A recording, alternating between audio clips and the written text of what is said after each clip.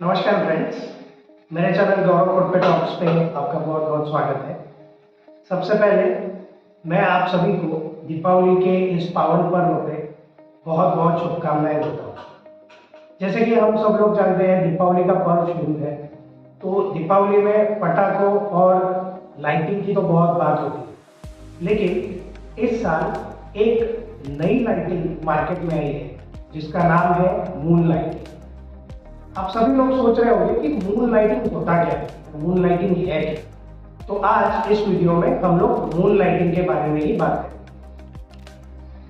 तो जैसे कि हम लोग लाइटिंग लगा के इस दिवाली को मनाते हैं, मून लाइटिंग ने आईटी सेक्टर में बहुत सारे लोगों का दिवाला निकाला। अगर आप मार्केट में मून लाइटिंग लेने के लिए जाओगे तो आपको ये नहीं मिलेगी, क्योंकि मून लाइटिंग ये जो टर्म है ये आजकल आईटी सेक्टर्स के एम्प्लॉयज को बहुत हॉन्ट कर रही है। मून लाइटिंग का मतलब क्या है? मून लाइटिंग का मतलब ये है कि taking up second job without the consent of your present employer. आजकल इस मून लाइटिंग के बारे में हम लोग बहुत कुछ सुन रहे हैं, जैसे विप्रो कंपनी, टीसीएस कंपनी और recently happiest minds, in IT companies ने मून लाइटिंग के खिलाफ एक मुहिम चला के रखी है, जिसमें मून लाइटिंग करने वाले एम्प्लॉयज को फायर किया जाए। मून लाइटिंग एक हॉट टॉपिक बन गया जब विप्रो के चेयरमैन ऋषभ प्रेम जी, इन्होंने मून लाइटिंग को अनएथिकल प्रैक्टिस करार दे दिया। मून लाइटिंग को लेके आईटी सेक्टर दो धारों में बटा हुआ दिख रहा है, जहां पे Infosys, Wipro, IBM, happiest minds जैसी कंपनियां इस प्रैक्टिस को अपोज कर रही है।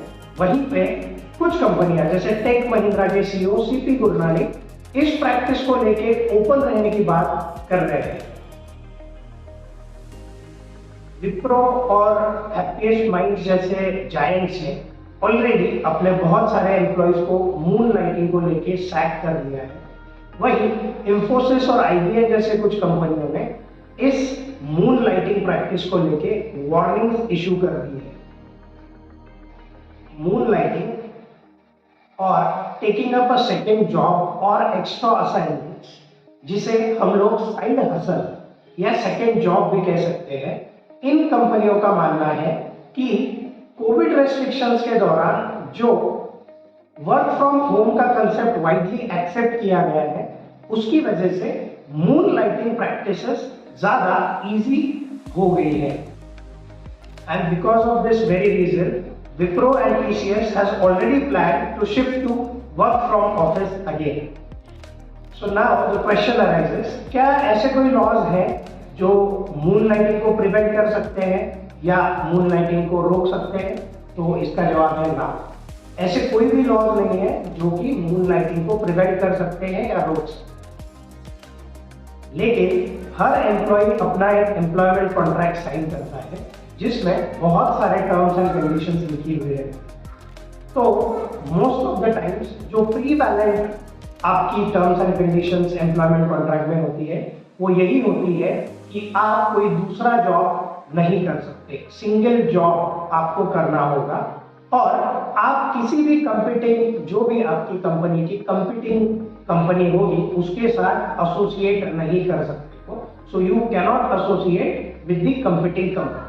तो इस वजह से आपका अगर किसी कंपनी के साथ या किसी एक्स्ट्रा असाइनमेंट करने के लिए किसी और के साथ कुछ कॉन्ट्रैक्ट आता है, तो इसे आपका एम्प्लॉयमेंट कॉन्ट्रैक्ट ब्रीच कहा जा सकता है, जिसके बेसिस पे आपको कंपनी सैक कर सकती है।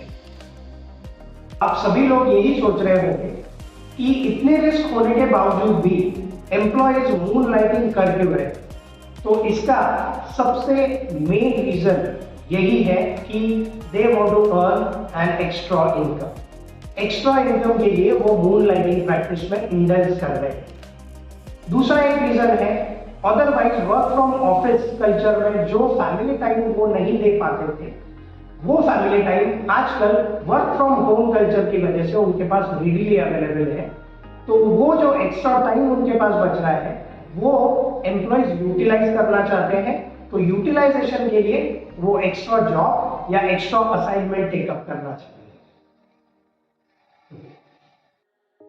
तो अभी आप लोग सोच रहे होंगे कि एम्प्लॉयज अगर एक्स्ट्रा इनकम कमाना चाहता है तो कंपनीज को मूनलाइटिंग के कंसर्न्स क्यों है?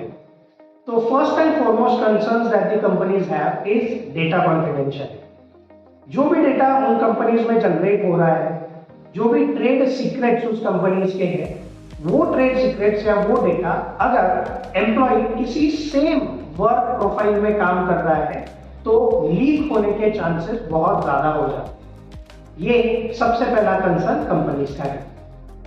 दूसरा कंसर्न मूनलाइटिंग प्रैक्टिस का है, वो है फिजिकल फटीग। अगर कोई एम्प्लॉय लॉन्ग आवर्स के लिए काम कर रहा है तो ऑब्वियसली वो थकने वाला है, और इस थकान की वजह से उसका जो ध्यान है वो उसका जो प्राइमरी जॉब है या जो प्राइमरी रोल है उससे डिस्ट्रैक्ट होने वाला है, उससे भटकने वाला है। और लॉस ऑफ प्रोडक्टिविटी भी इस थकान का एक आउटकम हो सकती है। अगर एम्प्लॉय की प्रोडक्टिविटी कम हो रही है तो वो अपने जॉब को 100% नहीं दे पा रहा है। ये भी एक कंपनीज का कंसर्न। एक और प्राइम कंसर्न मूनलाइटिंग प्रैक्टिस के बारे में कंपनीज का है, वो ये है कि वर्क फ्रॉम होम करने के लिए हर एक कंपनी ने कुछ ना कुछ रिसोर्सेस अपने एम्प्लॉयज को दिए हुए हैं, जैसे कि internet, laptop and other facilities. तो प्राइमरी एम्प्लॉयर के रिसोर्सेज यूज करके ये एम्प्लॉयज दूसरा जॉब टेकअप कर सकते हैं या दूसरे असाइनमेंट्स कंप्लीट कर सकते हैं, जिससे कि इन रिसोर्सेज के ऑपरेटिंग एक्सपेंसेस बढ़ने के चांसेस भी हो जाते हैं। इसकी वजह से भी मूनलाइटिंग प्रैक्टिस को इतना अपोज किया जा रहा है। तो दोस्तों, ये थी इंफॉर्मेशन मूनलाइटिंग प्रैक्टिस के बारे में। आप मुझे ये जरूर बताइए कि आप मूनलाइटिंग प्रैक्टिस के बारे में क्या सोचते हैं। कमेंट बॉक्स में मैं आपके कमेंट का इंतजार कर रहा हूँ। अगर आपको ये वीडियो इंफॉर्मेटिव लगता है तो इस वीडियो को ज़्यादा से ज़्यादा शेयर कीजिए और मेरे चैनल को सब्सक्राइब कीजिए। अगले वीडियो तक नमस्कार।